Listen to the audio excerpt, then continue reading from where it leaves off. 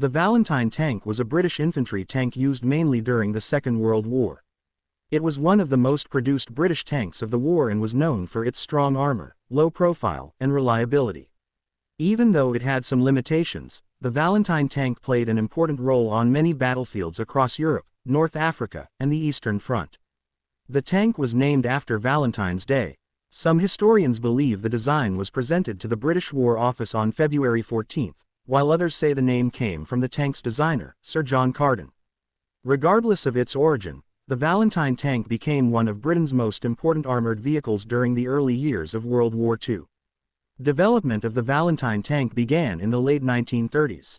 Britain needed a tank that was well protected and could support infantry during attacks. The designers focused on armor rather than speed. As a result, the Valentine had thick armor for its time, especially on the front, which allowed it to survive enemy fire better than many other tanks. The Valentine tank first entered service in 1940. It quickly proved itself as a reliable and easy-to-maintain vehicle.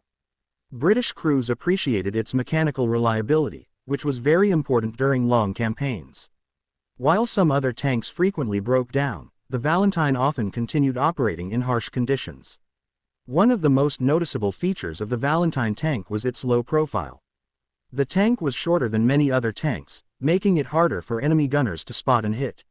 This gave it an advantage in defensive positions and ambush situations. However, the small size also meant the interior was cramped, which made life difficult for the crew. Early versions of the Valentine tank were armed with a 2-pounder gun. This gun was effective against enemy tanks in the early stages of the war, but it lacked high explosive shells, making it less useful against infantry and fortified positions. As the war progressed and enemy armor improved, this gun became less effective. To solve this problem, later versions of the Valentine tank were upgraded with more powerful weapons. Some variants received a 6-pounder gun, which greatly improved its anti-tank capabilities. Other versions were equipped with a 75mm gun that could fire both armor-piercing and high-explosive shells, making the tank more versatile on the battlefield. The crew of the Valentine tank usually consisted of 3 or 4 members, depending on the variant. These included the commander, gunner, loader, and driver. In early models, the commander often had to perform multiple roles, which reduced combat efficiency. Later designs improved crew layout to make operations smoother. The Valentine tank had relatively slow speed compared to other tanks of the time. Its maximum speed was around 24 km/h on roads. While this made it unsuitable for fast armored breakthroughs, it was acceptable for infantry support, which was the tank's primary role. One of the strongest points of the Valentine tank was its armor protection. Some versions had armor thickness of up to 65mm, which was impressive for a tank of its size and era. This armor allowed it to resist fire from many German anti-tank guns during the early and middle stages of the war. The Valentine tank saw extensive combat in North Africa. In the deserts of Egypt and Libya, it fought against German and Italian forces. Although it struggled against newer German tanks, its reliability and armor made it useful in defensive operations and infantry support roles. Another major user of the Valentine tank was the Soviet Union. Thousands of Valentine tanks were sent to the USSR under the Lend-Lease program. Soviet crews valued the tank for its reliability and strong armor, especially during harsh winter conditions. The Valentine performed well in snow and mud, where other tanks often failed. In Soviet service, the Valentine tank was used mainly for infantry support and defensive fighting. While it was not as powerful as some Soviet tanks, it was appreciated for its mechanical durability. Many Soviet tank crews preferred the Valentine over some locally produced tanks because it broke down less often. The Valentine tank was also used by other Allied nations, including Canada and New Zealand. Canadian factories played a major role in producing Valentine tanks, helping to supply Allied forces throughout the war.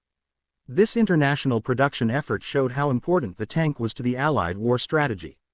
Over time, many specialized variants of the Valentine tank were developed. Some versions were modified as command tanks, while others were converted into bridgelayers or engineering vehicles.